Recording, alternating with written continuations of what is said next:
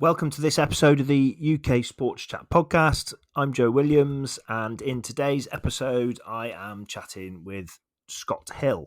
Scott is a triathlete. He currently serves in the RAF, and he has competed at world level in half and full Ironman distances. Scott's also a triathlon coach.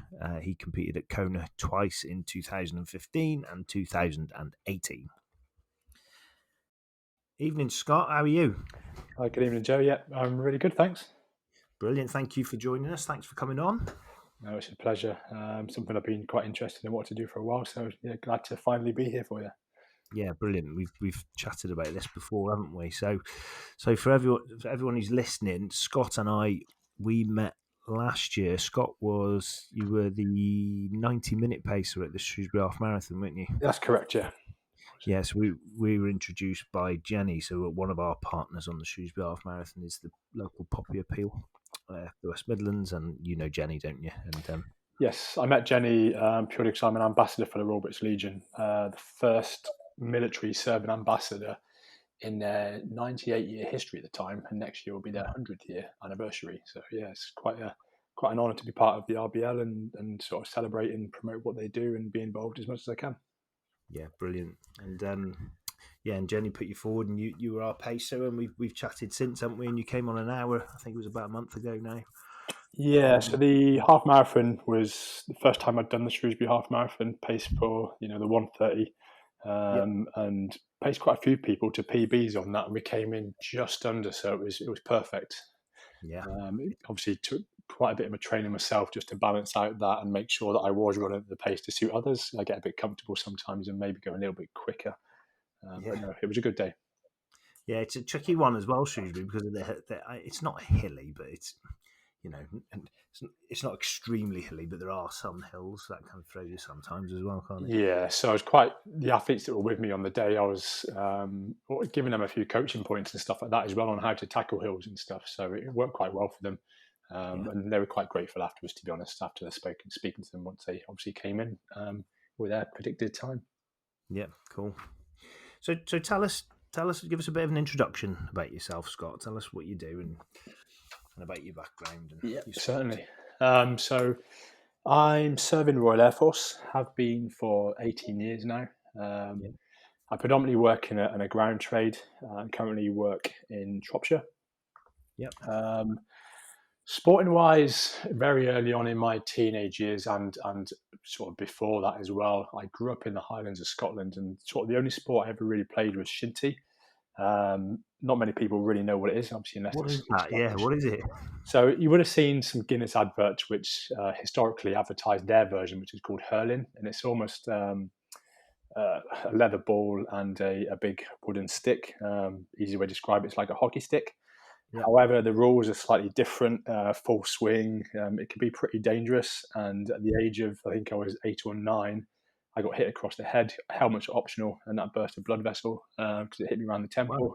So it's a full on contact sport, and some things are optional, but it was a good sport as a kid. I loved it, and that was pretty much my sport at an early age.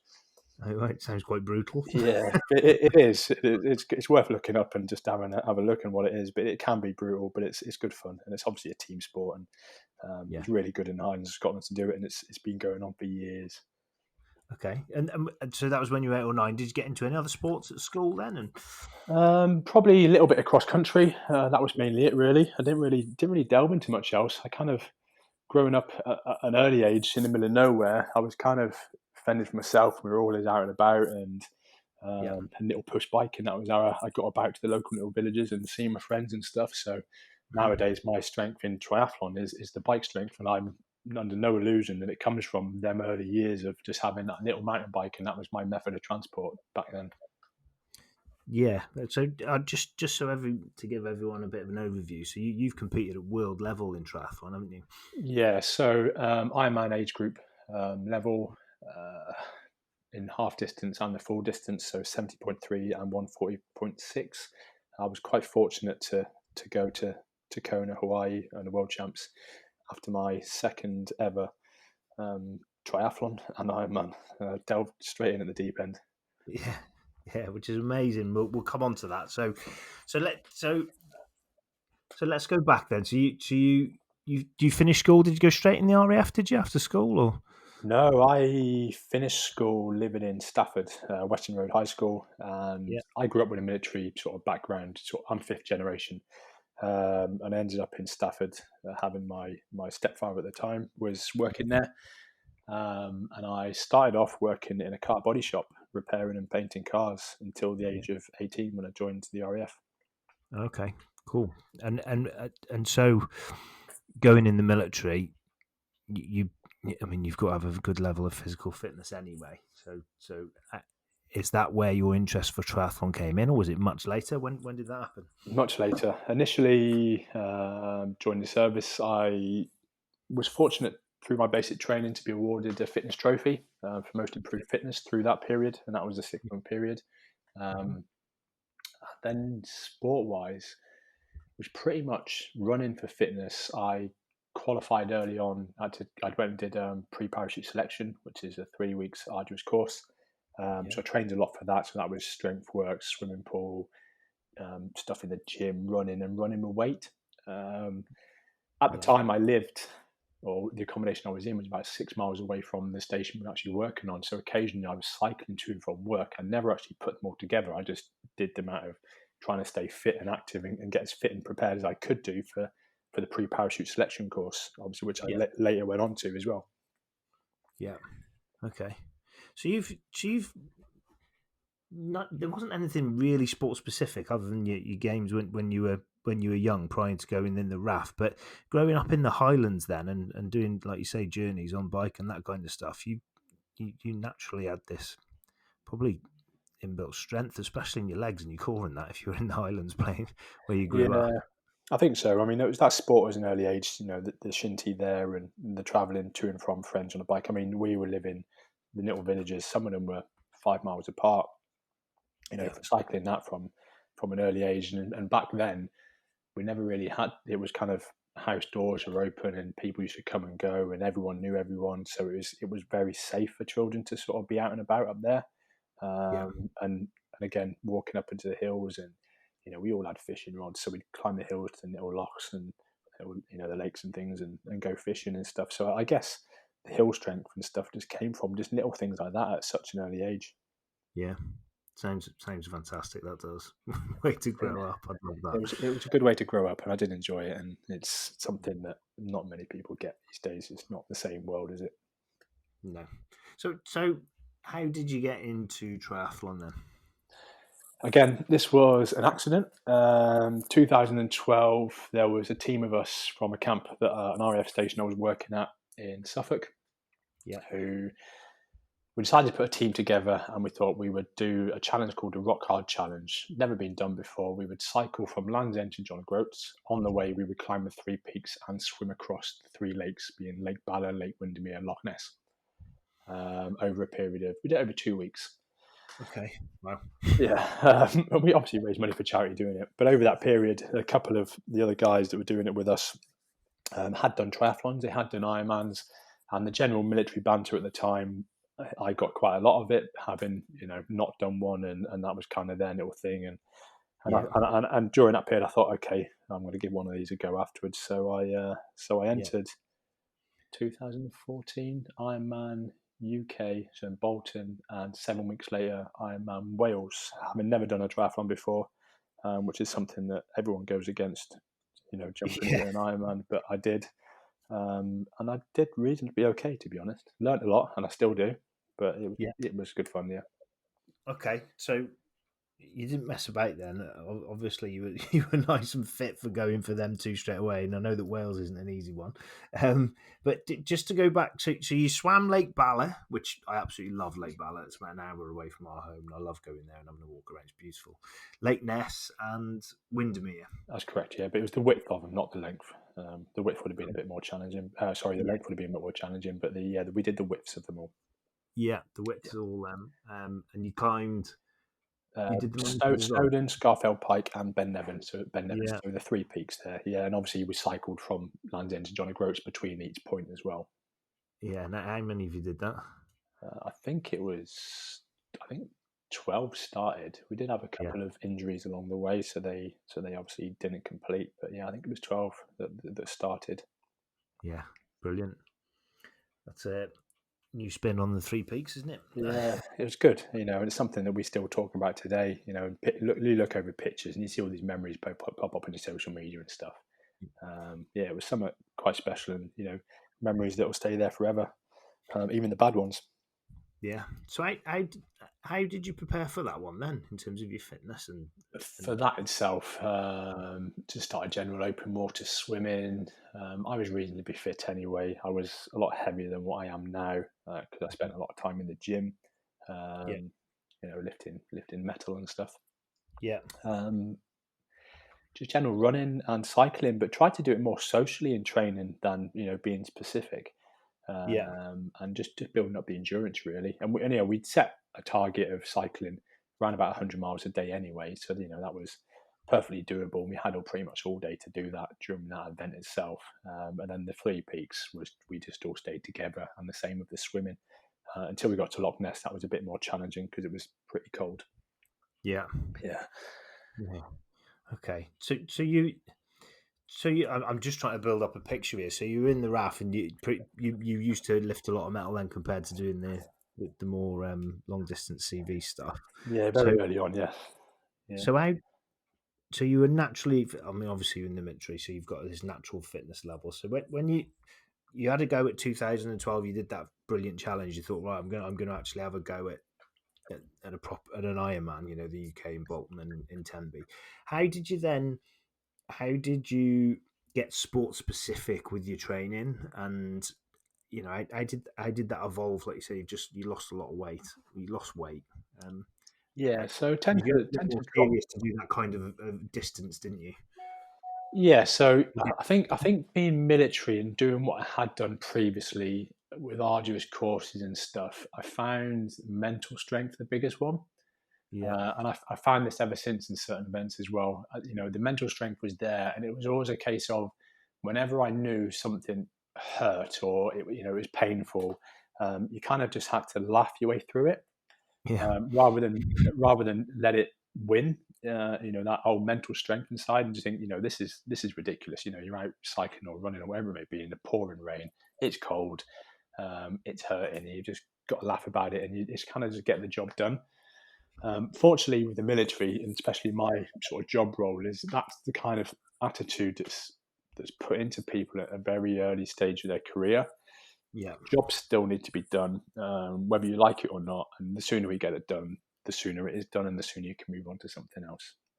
yeah, And that's something that has stuck. I'd probably say since day one of my military career, and it's something that I still abide by now. Let's just get it done. It's going to hurt sometimes, and you just got to laugh it off and think. And afterwards, you just think, you know what, that was ridiculous. And I remember when we did the Rock Hard Challenge, Land End, John O'Groats, Three Peaks, and the Three Lakes. It was the same time that the Olympic torch was actually travelling the country, and I'm okay, pretty sure it was around about Lancaster. Um, we'd yeah, gone up that way, and I think we had like 2 months worth of rain in a 48-hour period. It was ridiculous, and it was one of them. We just kept going for the day, and you got wet, but it was, this is going to end, and just yeah, persevered. yeah. It's interesting to hear how you deal with the mental game, um, compared to I do my times tables when I'm on a long run if it hurts. Yeah, yeah. um, okay, so how much additional training? And I'd like to talk about Bolton and Tenby and how that was for you when you first entered them. But how much of you've got your standard amount of fitness, I presume that you do being in the military. So how much on top of that were you doing that was specific for triathlon or women? Pretty a lot more. Military fitness, I don't think is um, as tough in some cases as it should be. It's changed over the last 18 years of my service, and I'm sure those before me would say how much it changed over their period as well. Yeah, Um, the standard is there. It's a line. It changes with age. The older people get, the less sort of bleep test is a common fitness test we have to do. They don't have to get to a higher standard. hmm I personally don't think it's that challenging. I don't know if that's just because I do a lot of exercise anyway. Obviously, it will help, Yeah. but I never really have found it that difficult. Stepping into the triathlon world, Mm. I mean, I've learned more over the years, and I'm more inclined to train in certain ways to what I did initially. But initially, it was a case of building endurance, and that was my thought process at the time. Yeah. I'm not a natural swimmer. Swimming's something that I've always found difficult. What I have found with that is, although I've increased endurance, I've been able to swim at a set speed over a longer period of time. My overall speed hasn't really increased, but I've come out of the swimming discipline less fatigued and able to perform better in the other elements, Mm-hmm. which is a good thing about triathlon. It's three elements. So where your Yeah. weakness lies, someone else's weakness may lie in another discipline where your strength could prevail. Yeah. So that's one thing I've found is just increased endurance to start with, and especially going towards Ironman Bolton, my first triathlon in 2014. Yeah. Um, that was pretty much what I worked a lot on, and especially the bike side of it. I mean, I love cycling. I love getting out, and I can spend all day out there doing that, and I spent a lot of time doing that. At that period, I was living in Salisbury, Wiltshire, Yeah. so the terrain was pretty undulating and rolling down there, and we had some good little valleys that we could go running in, and be pretty much traffic free and stuff like that. So I could really get some good endurance in down there. It was good fun, and it paid dividends in the end. Yeah. Okay. So who did you enter Bolton and Wales on your own, or was that with military friends, or who took part in that? Yeah, I just entered them on my own, and off I went. Yeah. Pretty And much. is that representing the RAF or Yes, yeah. So I've yeah. always represented the RAF. I have a friend of mine who I used to travel with quite a lot of events. He is ex-army. He's a doctor. Currently, where he lives in Norwich. Yep. And I tend to travel around with him quite a lot in the early stages, and we did, we'd share accommodation or whatever it may be, and did events and stuff like that. So yeah, Cool. but always since day one represented the Royal Air Force, and I wear triathlon suits with all Royal Air Force all over them. So it's pretty Yeah. good, and it's great to be part of the actual Royal Air Force Triathlon Club as well, which I'm quite heavily involved in. Yeah. Yeah. Great. Okay. So did you have a coach then as you were going into this, or did you just do everything yourself? Not at that point. I didn't. No. That pretty much went into that blind. Okay. Things have changed though. That was yeah.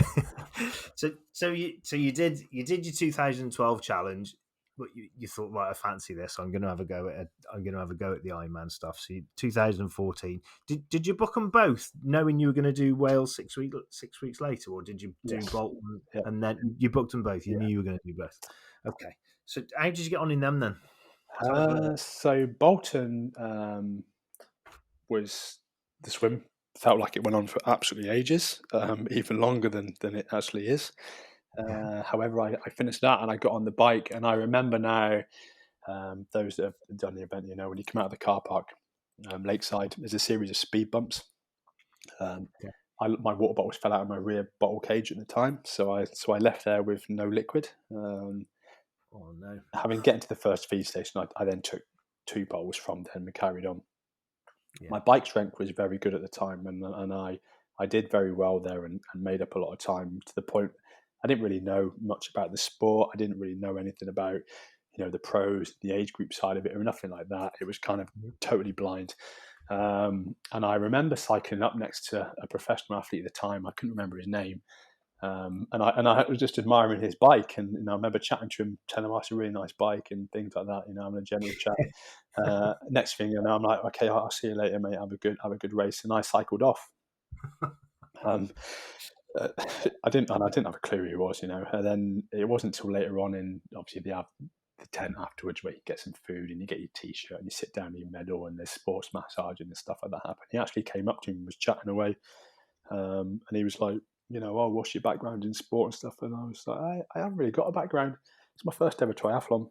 And at that point he was absolutely amazed and was like, "Well, maybe you should take this up a bit more seriously."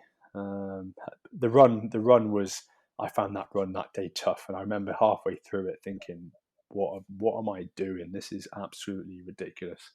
I never run a marathon either, so that was my first marathon. Oh wow. Yeah. Yeah. Um, so yeah, and I finished that thinking, Christ, I'm at Wales in like 7 weeks. What have I done? Um, So what was your finishing time then in Bolton? Can you remember? What I you? think it was 10 hours 20. Oh right, wow, So yeah, wow. that's a good time. Yeah, it is a very Yeah. good time. So just for those who don't know, who are listening, so the real elite level people, what is that, about 8 hours? Correct me if I'm Yeah, wrong. sub 8 hours nowadays. Yeah, They're really efficient in what they're doing and really good athletes. Yeah, sub 8 hours. It's ridiculous.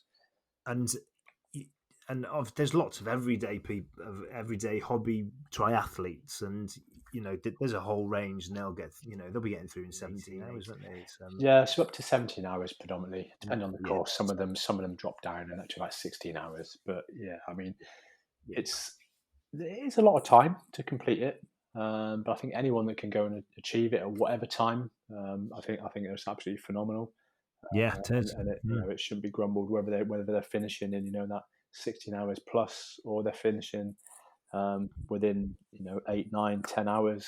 It's phenomenal, and it's the good thing about the sport in general is that everyone's quite welcoming and friendly, and it doesn't matter if they're finishing in 10 hours or they're finishing in 15 hours. They're Yeah, working really hard to their own ability, and it's absolutely fantastic to see. yeah, couldn't agree more. Couldn't agree more. It's a huge challenge. So you've done Bolton in 10 hours 20, Yes. and you've got Tenby 7 weeks later. You, you've spoken with that athlete who said perhaps you should take this more seriously. Where was your head at then? Then did and how did you prepare for Ironman Wales? I was on a natural high after that first one. It was a big achievement, having never done one before. Um, I Yeah, was a bit apprehensive about Wales. Obviously, people do get that way, um, but I know I was prepared to go and do it. And it wasn't about. It was never about trying to reach for podiums. It was never about trying to reach to go and race the world championships. It was purely just about completing them.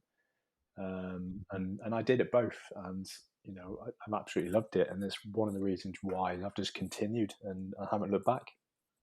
it's absolutely beautiful down there, isn't it?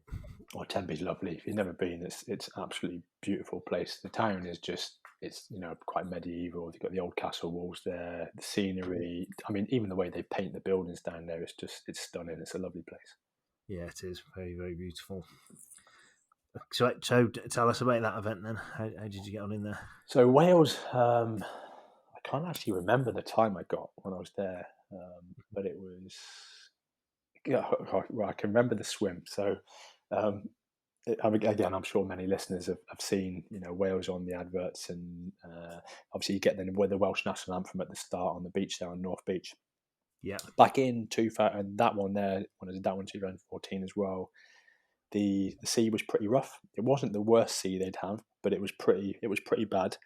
yeah, A friend of mine who mentioned before, we travelled around and we stayed together, and we actually stayed in the youth hostel because we struggled to get accommodation. yeah, It just turned out that all the lifeguards, paddleboarders and everything else for the event, all stayed in the youth hostel as well. But the night before, they all went out on the town oh right. and got absolutely wasted. So then they all came back at stupid hours in the morning while we're trying to get to sleep, but you can't sleep because you're really nervous about the event. Yeah. You could hear them Very talking and rolling. whatever else. Yeah, and so we didn't really sleep. But yeah, North Beach the next day, the waves are. I mean, look at Google images for that year. The waves were pretty brutal. And this was now gone from a lake swim from the previous one. I'm now in the sea. Never really swum in the sea, Yeah. and sort of got my way around that pretty unscathed, really. I'm quite fortunate that I've never come into contact with the jellyfish that seem to be there whenever Ironman Wales is there. Yeah, well, I went to Tenby on holiday this year with the family, and some of the jellyfish, I forget their name, they were huge. They Yes. were absolutely huge. Yeah, they have quite a few. I think occasionally they have the old Portuguese man of war pitch up there, and they're the nasty ones, like Yes, purple yeah, in colour. But yeah, I'm quite fortunate. I've never come into contact with jellyfish, touch wood. yeah, I've seen them, but they've never been close enough. But yeah, Ironman Wales swim, it was pretty brutal on that day. A lot of people were rescued. The bike, again, it's a challenge. It is a challenging bike course. I'd be lying if I said it wasn't. It's not a lot of people sort of they put themselves off with the actual terrain and think it's Wales, it's really, really hilly and everything else. But going back to how we spoke about earlier on, it's that having that mental strength and that mentality of thinking that, do you know what, this doesn't last forever. Yeah. A hill is a hill, use that mental strength, laugh about it, think, yeah, you just got to get over it. Once I'm over it, you're good to go again.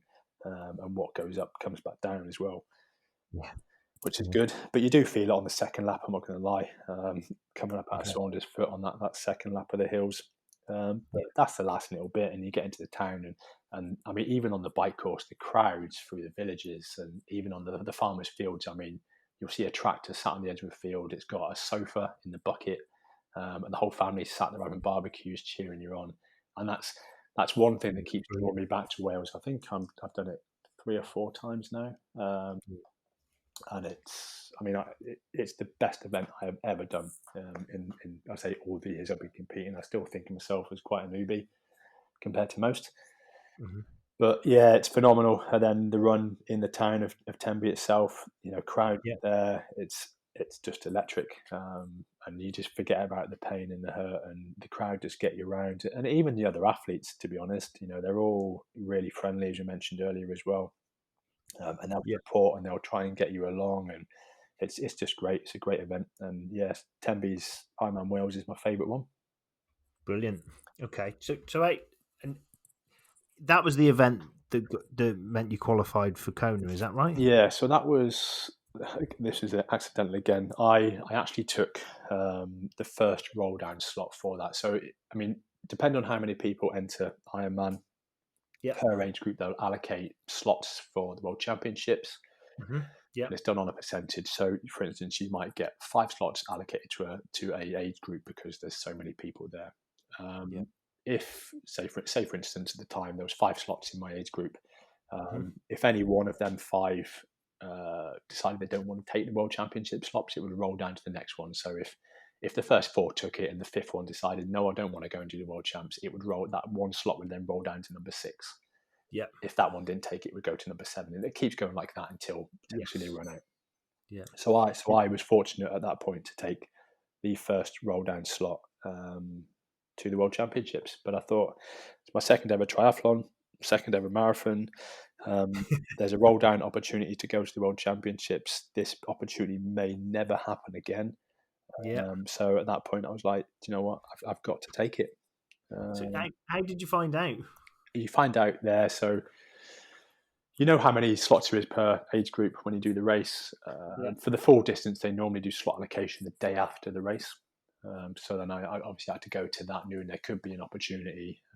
And if you're lucky enough to get a slot within your age group or a roll down, you have to accept it and pay for it on the day. Wow, no messing. No. And you were there ready with your card?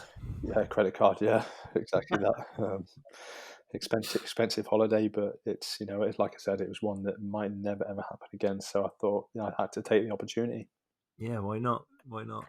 So when you went into that though, did you have an idea that you'd be there or thereabouts for? Not at all. Again, I was there to complete, not compete, as they say, and enjoy it. And I did just that. And yeah, accidental, it happens. That's not to say that one of the other competitors out there who may have been a better athlete than me, he may have had a mechanical issue out on the race course. Which could have been the reason why I was lucky enough to get it. And that's what people have got to remember in this sport is things can change at any point. You could be the last person out of the water, but every single person in front of you on a bike may all have mechanicals. You don't know. You've just got to race your own race and keep going. Yeah, definitely. Wow. So then, and then it was 2015. Then you went to Kona. Yeah, but before that, I decided to go to Ironman Austria. Oh, okay. for a tune up. Yeah, that was a road trip with another friend of mine. We decided to drive there.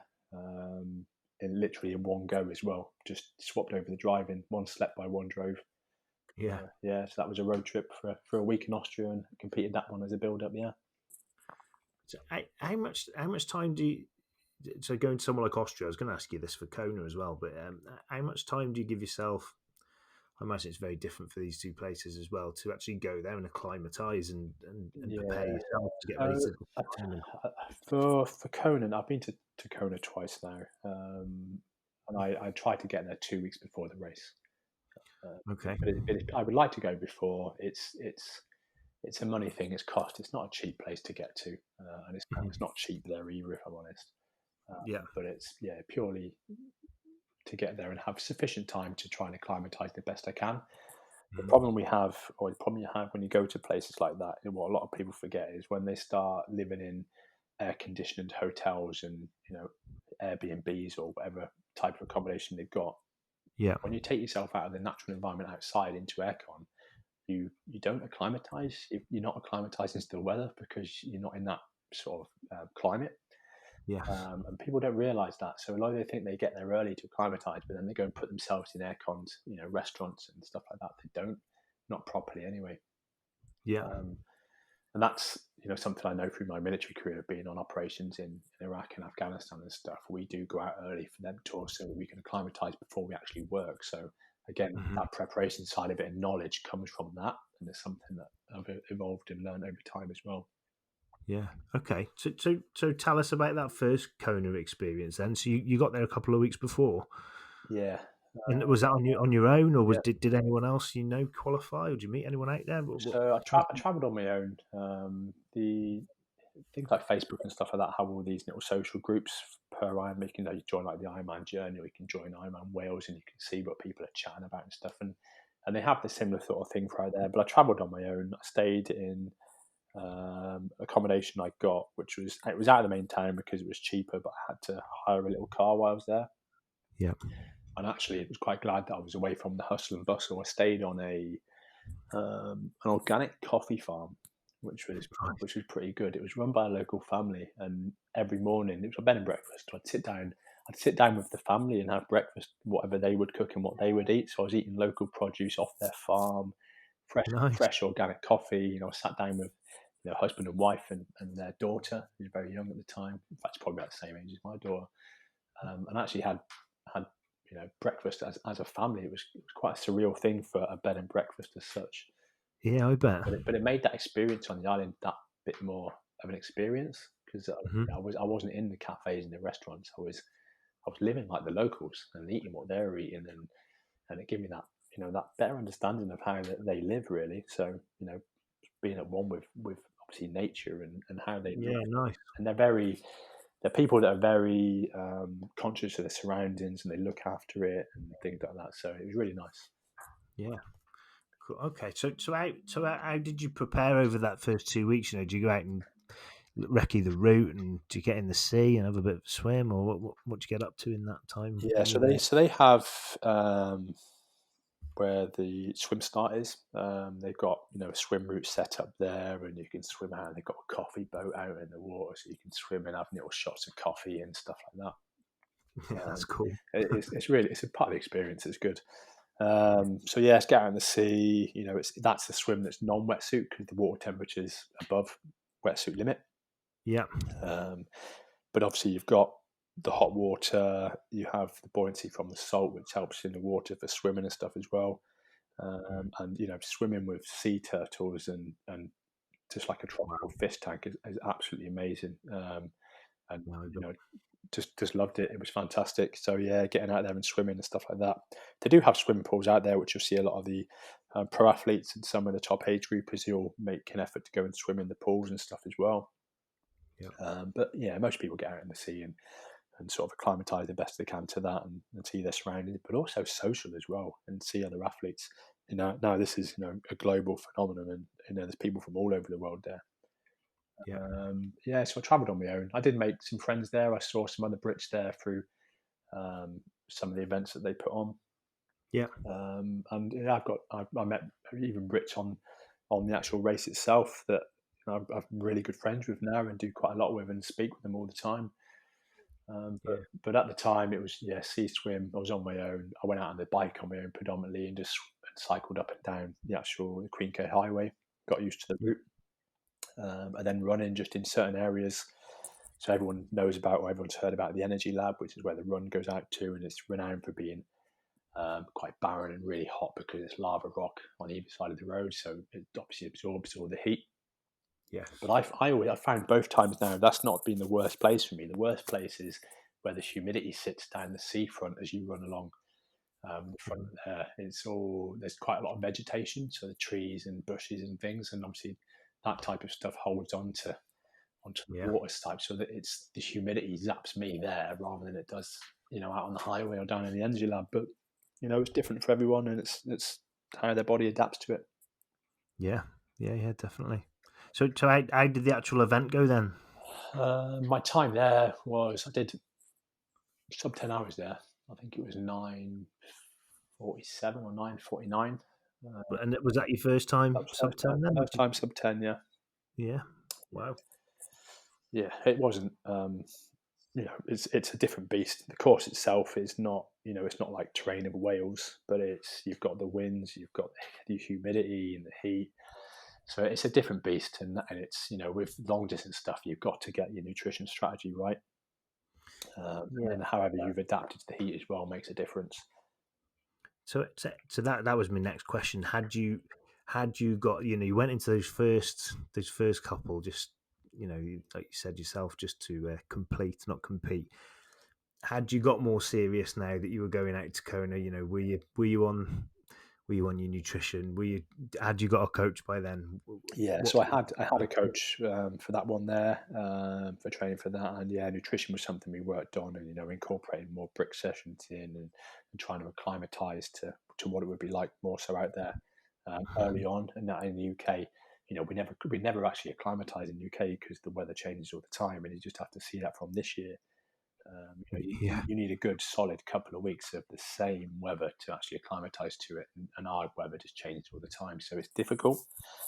Which is why you'll see, the big names and the big athletes, they'll head out there, really early, or they may go to a neighbouring country quite close and train there as well. So the climate's pretty similar. Yeah. San Francisco is quite a common place for people to go.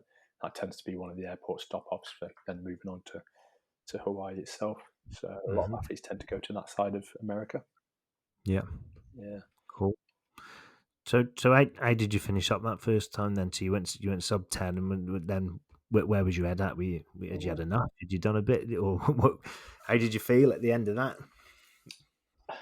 So I bought my first GoPro when I was out there from the GoPro stand before the race. Yeah. And they'd advertised it if you were, I think it was one of the first 10 people to buy this GoPro. They then had their stall at the last mile, the last mile of the actual run, and they would turn it on for you. They track you, they turn it on for you, and let you run the last mile with your GoPro. Yeah. I've still got that video footage. It was quite emotional, to be honest, because of where I'd come from and got to there in the way I did. Yeah. I mean, I was pretty much welling up on the last little bit going through the finish there. I'm not surprised. It's an amazing story, really. Like you say, you had no plan to be doing that, and then No, not at all. Not for someone that was. I mean, I had way back in my younger years. I had issues when I was, very small. I was born with a hole in my heart and collapsed lung as well. So something like this was something that was never wow. thought of. So yeah, I had issues very early on in my, from I was born 3 weeks premature. So back then that was quite difficult times for hospitals and for children to survive that.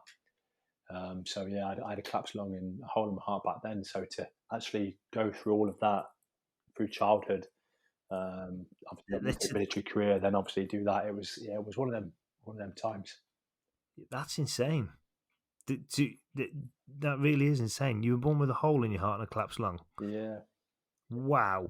And how did your parents feel about you competing and going in the military? I think the military side of it was one of them that it was always inevitable as long as I could, obviously achieve that. Because of your family's background, yeah. Yeah, I mean, as I said earlier on at the beginning, I'm like fifth generation. I've got families that have been through tri-service from Second World War into the Falklands War. My father was a Royal Marine at the time in the Falklands War, so yeah, it's been that journey, and it was inevitable. Even through high school, I was like, yeah, I'm going to join the military. So It was, Yeah. yeah, it was inevitable. It was going to happen, but yeah, to keep ticking these things off and happening, and I think that's kind of my drive as well. As I want to keep achieving. Yeah. So were you? So when you were young, and you were hitting people in the face with that stick when you're playing that game, would you? How was your heart by then?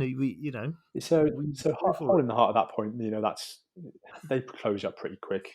Yeah. Back then, I think with the collapsed lung is something that I still probably deal with now in Okay. some ways.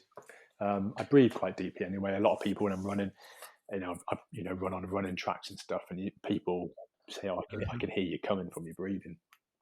Okay.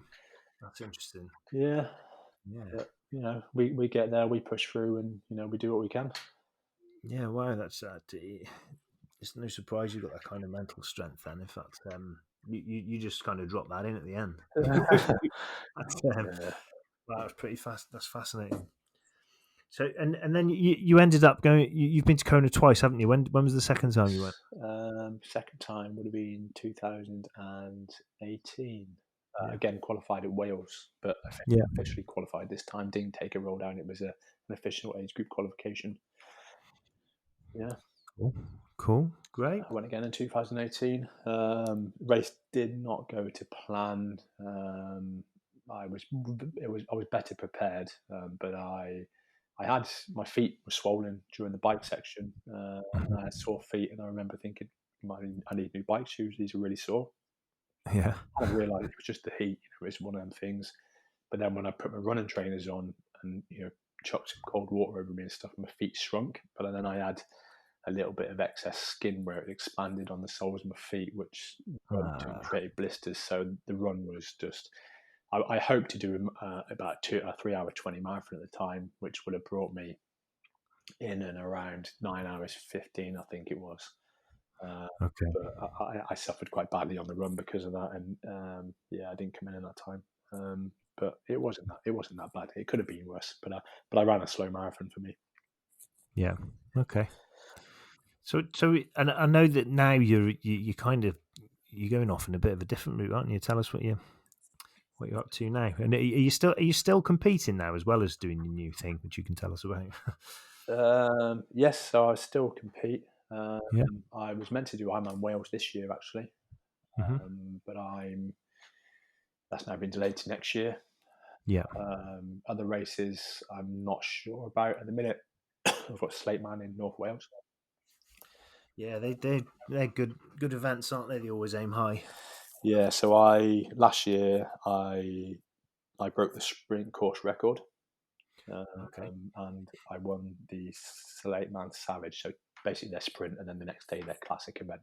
I think I'm the first athlete to win both of them outright. Normally, going into the second day, people that turn up for that one don't tend to, because you've got the fatigue from the day before, you don't tend to win. But if you're a good athlete, you still end up quite high up.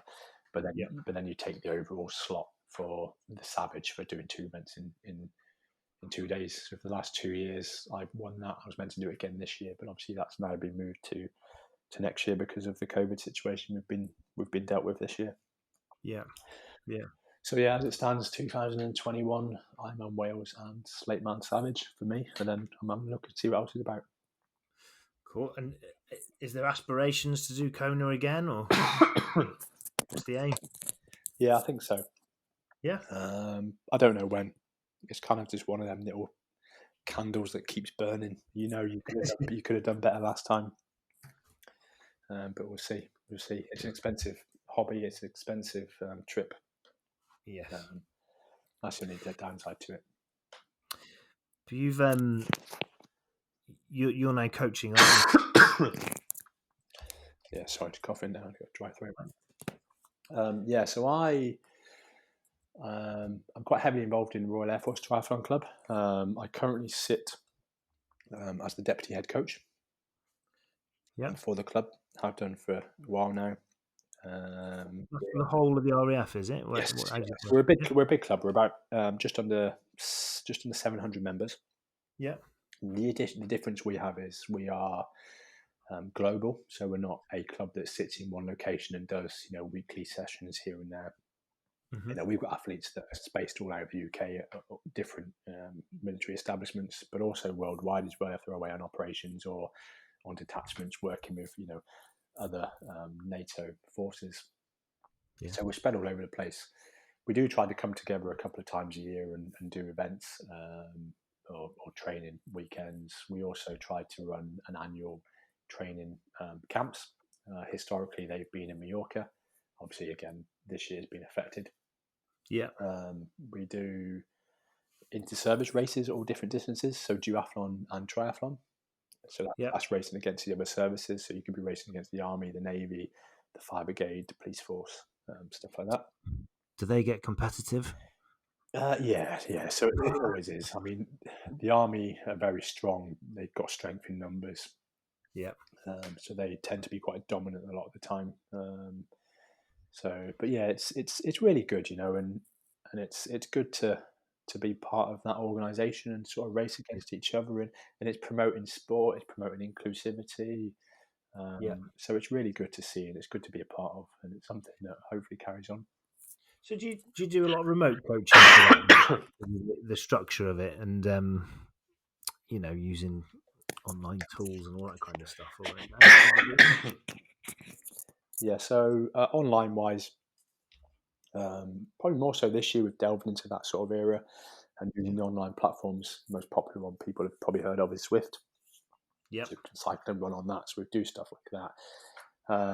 We've had the head coach who's done quite a few like yoga sessions and strength and conditioning sessions and stuff as well. So we have the facility and capabilities for doing stuff. Yeah.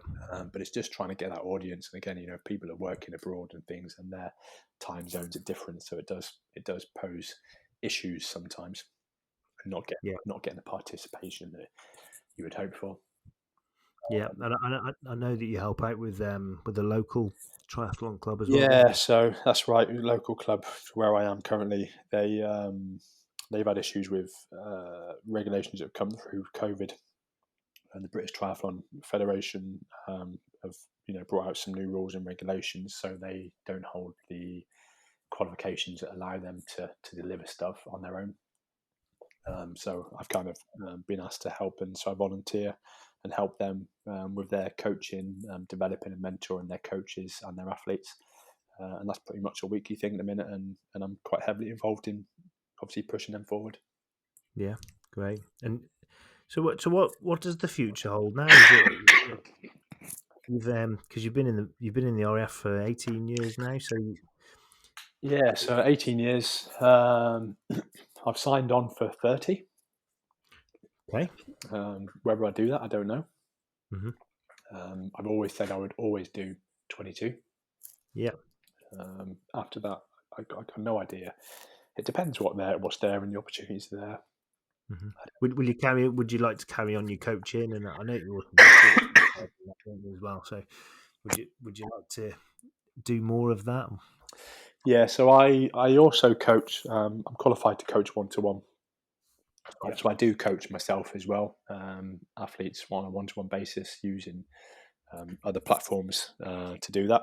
So that can be obviously locally, but it can also be remotely as well. I have the facility to do that. Yeah. And I pretty much do that via my own website, and I've got Instagram accounts. That's not the website is obviously trywolf.co.uk. Yeah. They're on Instagram at trywolf coaching. Yeah, give us all of them then, so that people can, because I know you're open to people getting in touch with you, aren't you? And Yeah, quite often helping people out and stuff. So Instagram wise, I have at trywolf coach. At Triwolf Coach, yeah.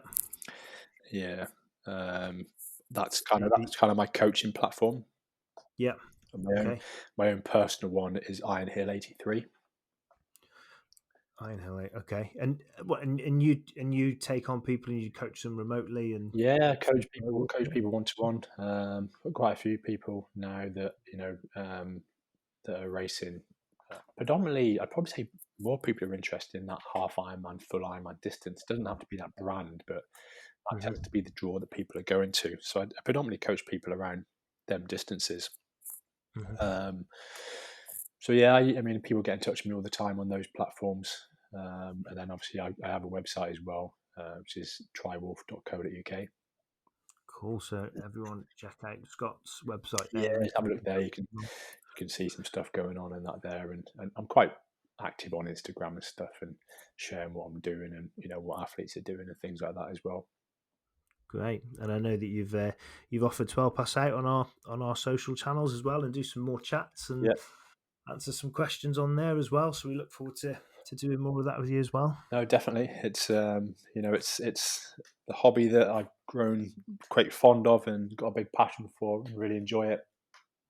Yeah, Quite active myself in the sport, and plan to continue to be active, but also help other people, achieve what they want to achieve, which is pretty good as well.